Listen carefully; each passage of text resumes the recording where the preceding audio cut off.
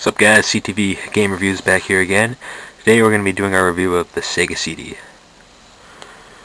Sega CD was released after the Sega Genesis as an add-on peripheral that allowed it to play the Sega Genesis to play CDs. This add-on, essentially what it did was it fixed the Genesis's sound.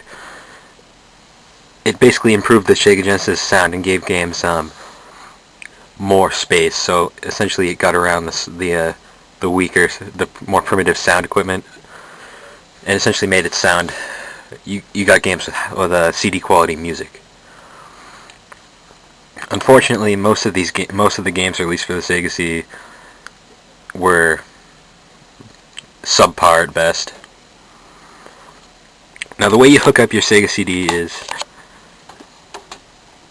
you take your Sega Genesis,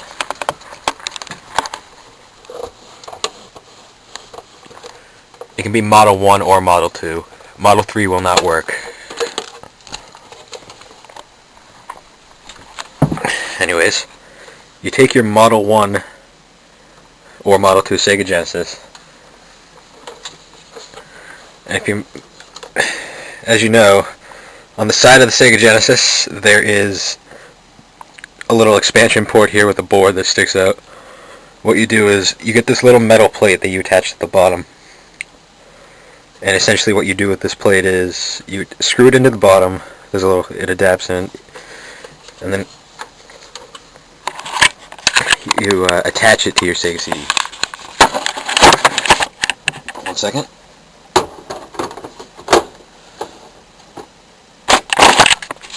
So it just slides into place, and then it just simply clicks in. And now, when you turn on your Sega Genesis, without a cartridge inserted, it will default straight to the Sega CD.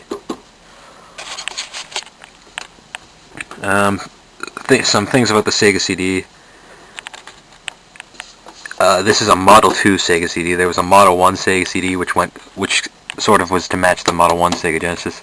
This is meant to go with the Model 2, but you can use either or. They work the same either way. I just prefer Model 1 Genesis. Essentially, you get your disc drive, compact disc. You could also play audio CDs with this, which was kind of cool for the time.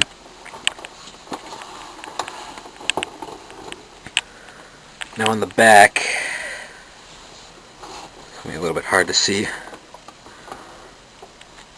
Besides your standard connection pins, you get, with the Sega CD, you need, and this thing will need its own power supply. Don't mix it up with the other power supplies. It needs its own power supply. And you also got stereo audio jacks. And what you would do is you take a cord from out of the headphone jack on the Model 1 and you detach it here. I believe that's how it worked.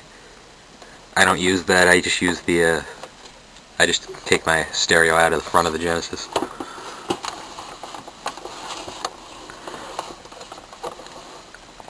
Some of the games came out for the Genesis. I only have 3. They're not that great. I've got Tomcat Alley. This game is shit. Don't even bother with it.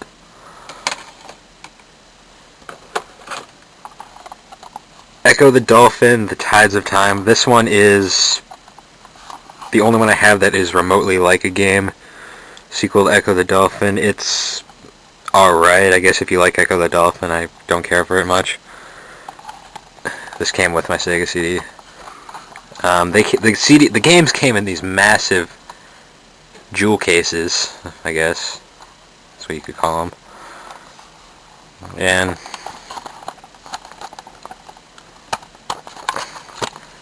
the game would sit right there. Another game on the Sega CD, probably the most popular, Sonic CD. I don't have Sonic CD yet. I'm looking for it. Most Sega CD games were FMV games, which used full motion video, similar to Double Switch and Night Trap. These games where you essentially just point and click at things.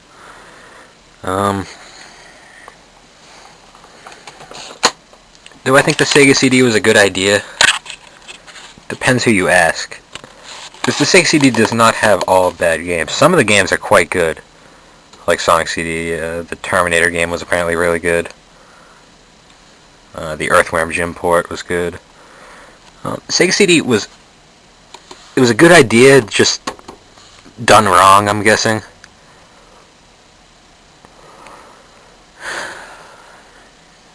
I'll be right back. Okay guys, I'm going to show some Sega CD game footage. I'm going to be showing footage of Double Switch, so it's not really going to be that great of a game. Interesting thing to know is when you have your Sega CD attached to your Genesis and you turn your Genesis on, it actually gains a BIOS screen, which is kind of cool.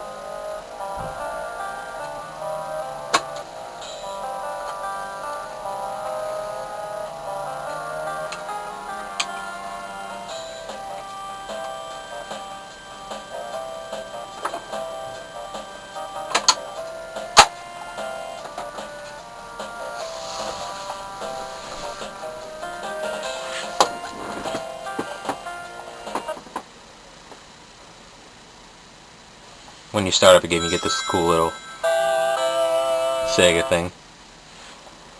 Sonic the Hedgehog.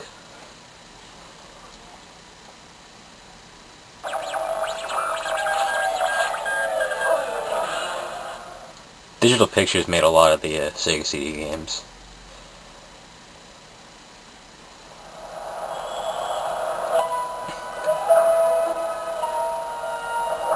Here's an example of the full motion video qualities.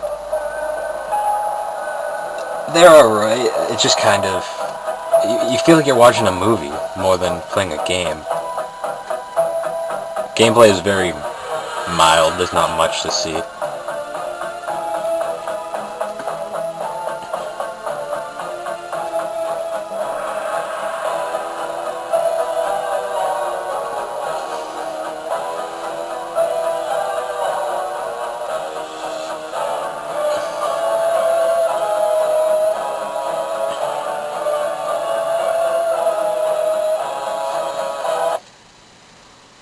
Just gonna skip all that.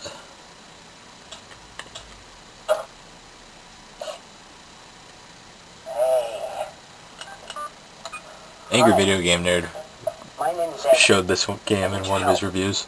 This is my building, and since the neighborhood really sucks, I built all these traps and security systems to protect the people who live here. The problem is some bonehead locked me in the basement and cut off my controls. Except they forgot about the phone lines, which is how I got you in.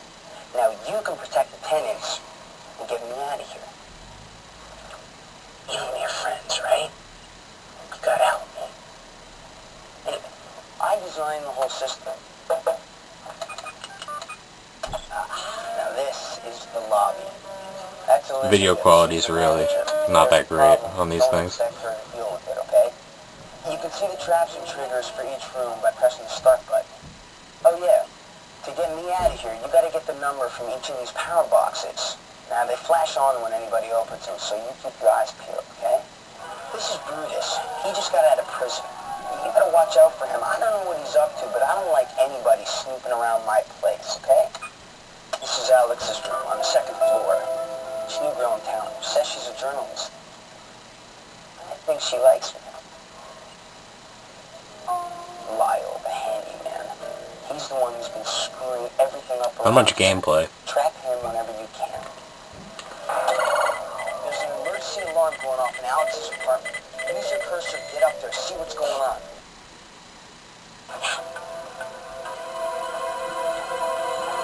Okay.